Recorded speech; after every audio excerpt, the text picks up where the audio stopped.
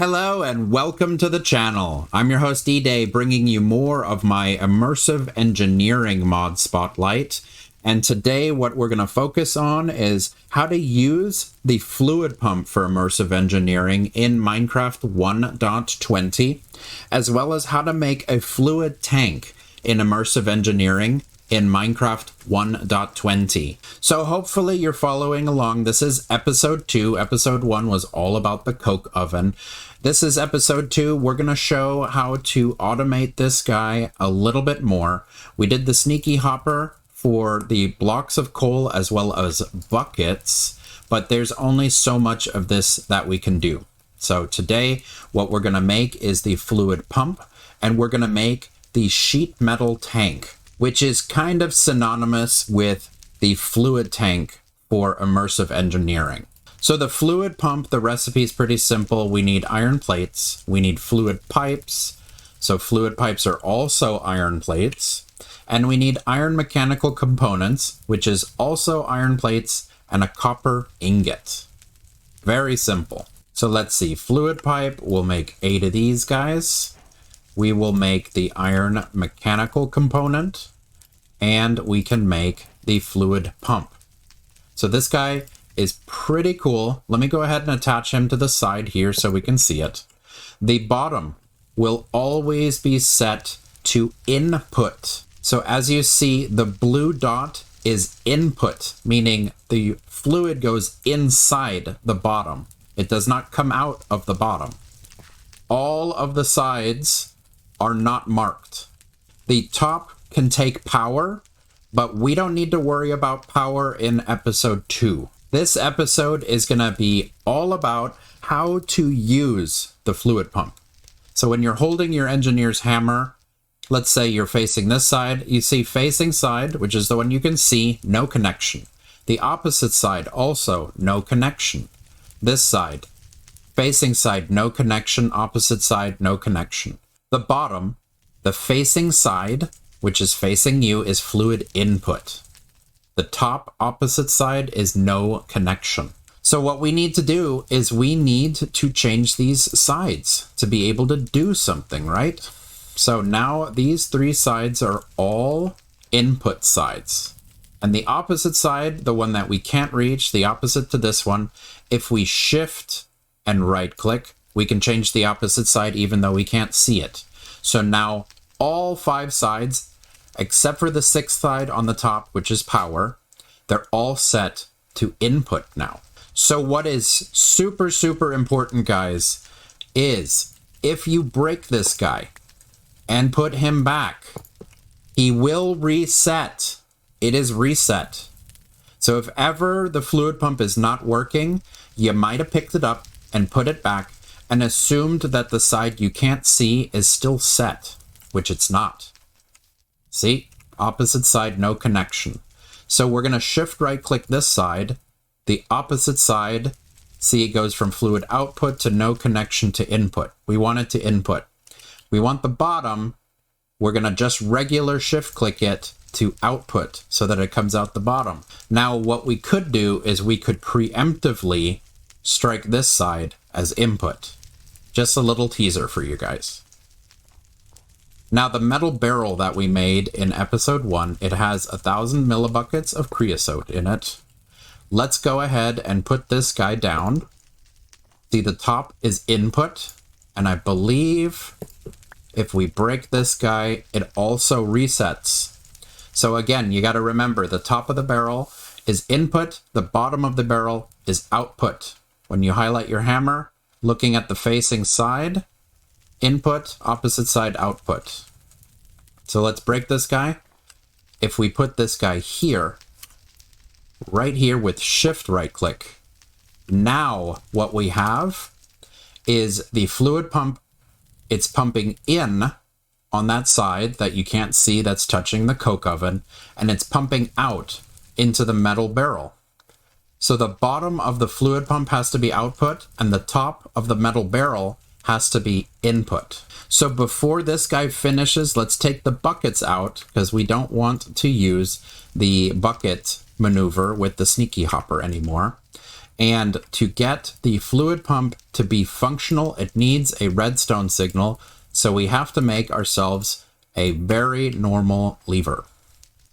Let's go ahead and tag the side of this guy and turn it on. There we go. So now the redstone signal is making the fluid pump function. Now this is only going to work if the liquid is not physically present. If that is confusing for you, I'm sorry. The fluid inside of this machine is not an actual entity. So the fluid pump will be able to move this stuff through pipes without power. But if the creosote was emptied out into the world, like in a hole, or if you wanted to pump water from over here, or lava from the nether, if it is a physical fluid as an entity, the fluid pump will need power for it to function like that. So there we go, it popped. We dropped the block of coal as coal coke through the sneaky hopper into the wooden storage crate. There's our second one. And since we didn't have buckets, it did not dump any new buckets down. Let's take these buckets out now. But it did empty this guy out via the pump into the metal barrel. So there you see the metal barrel can hold 12 buckets, and now it has 6 buckets of creosote oil inside of it. So let's go ahead. We can add these guys in here as well.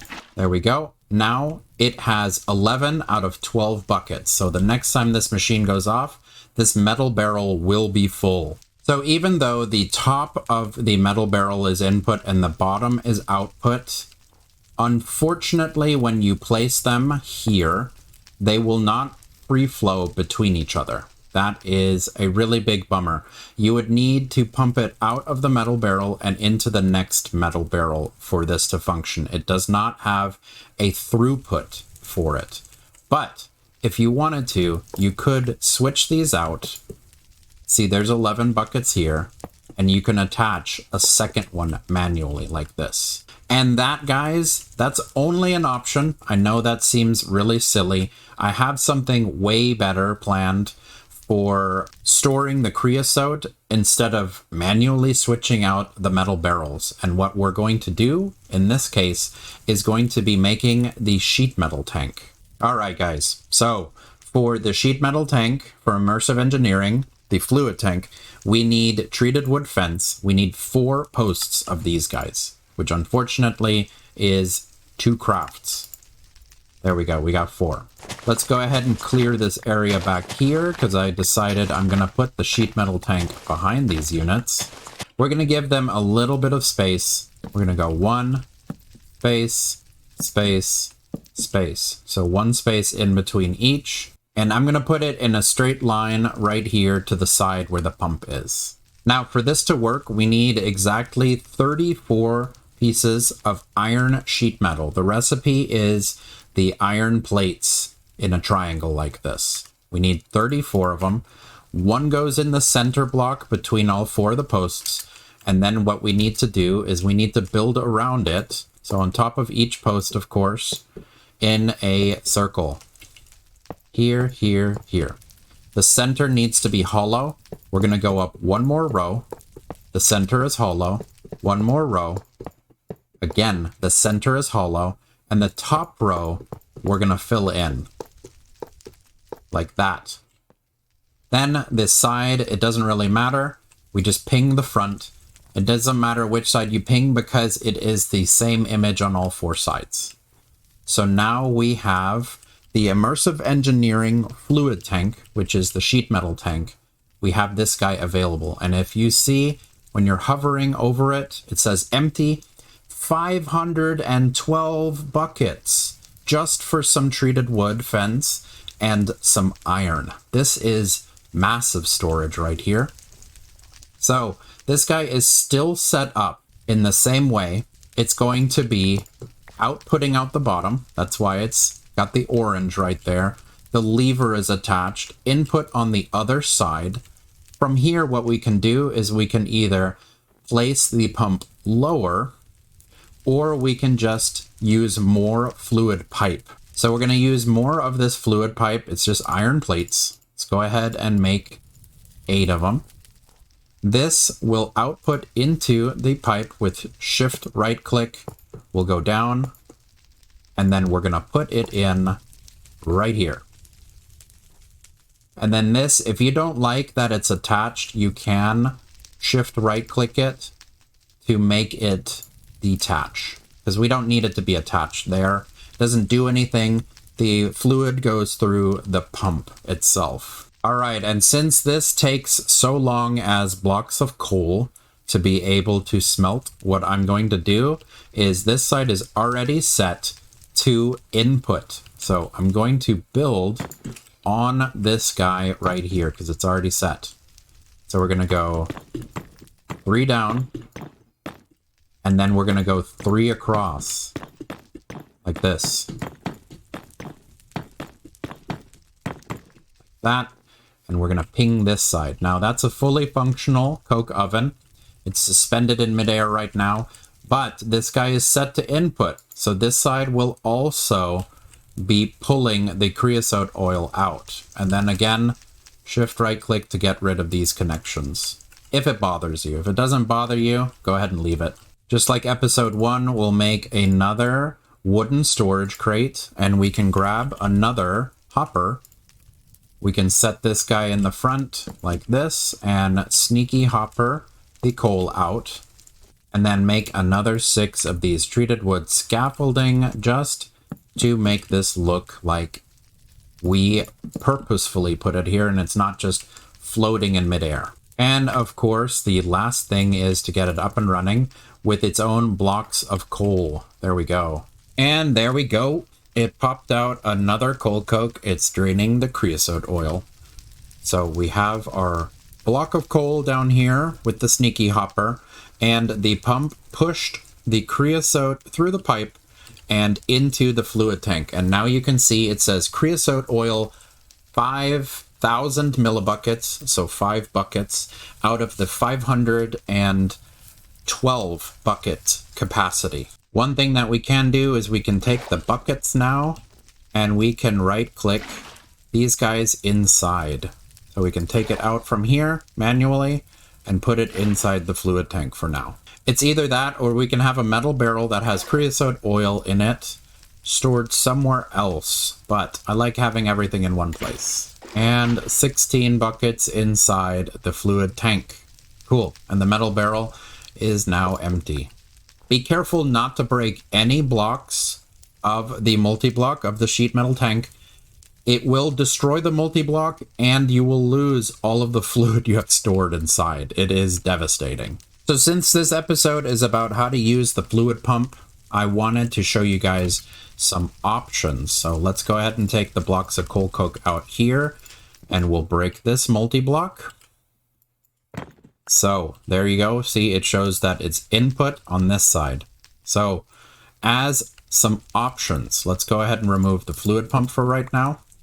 And we'll remove the fluid pipe. Get it out of the way. I'll redo it. We can remake the multi-block like this. The fluid pump, it does not have to be set where I put it. It just needs to be touching the unit. So you could place it on any 9 of these faces, this face, this face, this face, or even the top. When you right click it on the top like this, it registers it. It is 2 blocks tall, but it does not register the top part of it. You have to hover right above the line, treat it like it's 1 block, and hover the top. You see, opposite side, which is the bottom, it says fluid input. So it is set to input. And then what you could do is output whichever other side you want. This guy, I put the metal barrel up here just being silly. There is a port up here. So what you could do, if you really wanted to, you could run this guy along the top. But it is a little bit janky. You would have to make sure that the pipe, the sheet metal tank, is 1 block lower, or just be okay with it going up 1. I don't like doing this. I like attaching it to the bottom.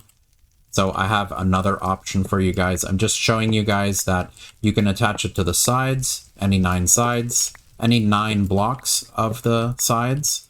You can attach it to the top. What I like to do is I showed you how to make this guy connect to 2. We can also drop it down to here and attach it here where it's lower. The problem is now, let's see, this one's not working. These sides are going to be blank because we have moved it. So we need to right click input on this side, and we need to shift right click input on the other side as well, or else it's not going to pull from the multi-blocks. So let's go ahead and reset these guys. Boom, boom, boom. We'll make the unit again. There we go. The bottom now, let me dig, is set to input as well. So we need to right click the bottom. There we go. Now it's orange. And let's go ahead and run it this way. This is the way I like. We'll get rid of this fluid block. Be careful not to break the fluid tank. Fluid pipe, that's what I want to hit. We are going to run the pipe under this guy into the ground. We can either go another block lower and then cover it with dirt, or leave it like this for a future episode. It can connect and pump in through the bottom. So let me see if I can get a better view so you guys can see. It connects in the bottom, and I like that it can connect in the bottom. So let me fill this up. It'll turn green again. I'm gonna leave the pipe in the top row for a future episode. I have a surprise for you guys. Some of you guys probably know what I'm gonna show, and spoiler alert, it's going to be steel scaffolding. But what's really cool is you can do the same thing with treated wood scaffolding. If you have pipe, you can right click it. Do not shift right click. Just right click it with the treated wood scaffolding, and it will cover up the pipe for you, which the treated wood scaffolding doesn't look too good from the top like this, but it does cover it up so that it doesn't look all janky for you. You can also do this one here. So there you go. It's covered now. So these machines are up and running again. They are going to be pumping now from the bottom up. And I'm going to leave off on one more cool thing. I did show you guys how to set up the coke ovens to be able to be part of your floor last time. I am going to set up the pumps for these guys now, because these guys are full. When either the blocks of coal coke are full or the buffer for creosote oil is full, the machine will stall. That's the reason why we want to be able to purge the fluid and purge the block. So this one's going to be kind of frustrating because we're going to have to break the unit, at least one of them, which will make us lose the creosote oil that is inside, but that is totally fine because we are going to be AFKing this guy. So we'll break this one here, and we will break this one here. Okay. We got to do the same thing over again. We have to input and shift right click input the other side as well. Same thing with this guy, input and shift input. There we go. Now these two machines, they are now not up and running anymore. So what we got to do is we have to hammer the front face again for where we want it to be. Now it's active. Now it's active. And I got a feral flare lantern in there to keep the mobs from attacking us. There we go. We have the pumps now attached. We need to do two more things to this. So for that, I need to dig under it. So we are under the units now. On the back side, we have to hit it with the redstone signal. Of course, we have to turn on the lever, and we have to move these guys to output. Super important. We're down here. Tag it, enter, output. So now what we can do is we can run the pipe down, and I'm not going to worry about the aesthetic on this one connecting. That's fine.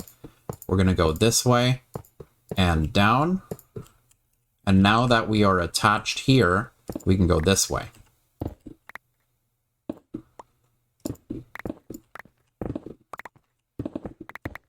Whee! And let's poke a hole and see where we're at. Oh! Whoa! Perfect lineup. And of course, before I forget, I totally didn't notice that when I broke the fluid pump, of course, the lever gets destroyed. So this guy's also going to need its lever turned back on for it to pump. Let's see, are these machines still doing what they're doing? They are burning. Very cool. Yep. And we are up to 21 buckets of creosote. And the little brown line is starting to show. I like that. All right, lined up. So what we're going to do now is the pumps are active, and we're going to run this fluid pipe along this way. And we're going to go up this way. Let me get rid of this layer of dirt. We're going to be connecting to the bottom of the pump that we already have active. So there we go. We got a 2-block space to work with, and the pipes are now connected. Let's cover this here, and it's connected in the bottom. We'll cover this here as well. And let's see, what are we at? We're at 31 buckets. And just to make doubly sure, let's check the inside. And the units are up and running again. This one we had to break, of course. This one we had to break. And this one is empty. Very cool. So we can add sneaky hoppers to be able to dump the byproduct, but because it's so low in the ground, I would much rather just take it out manually, because this is going to take a very long time to transform 64 blocks of coal into 64 blocks of coal coke.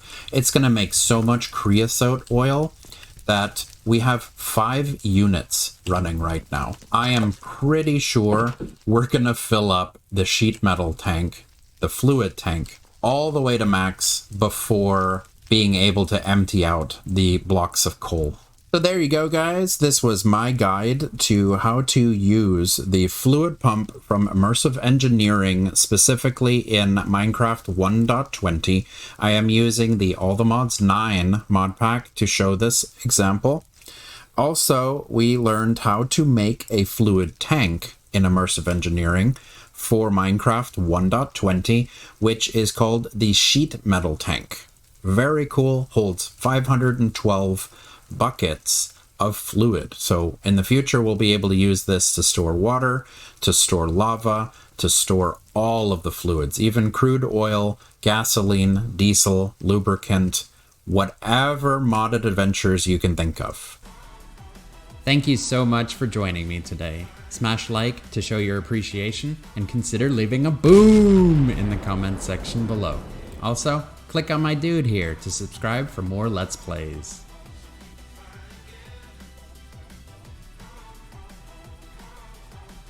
Ooh.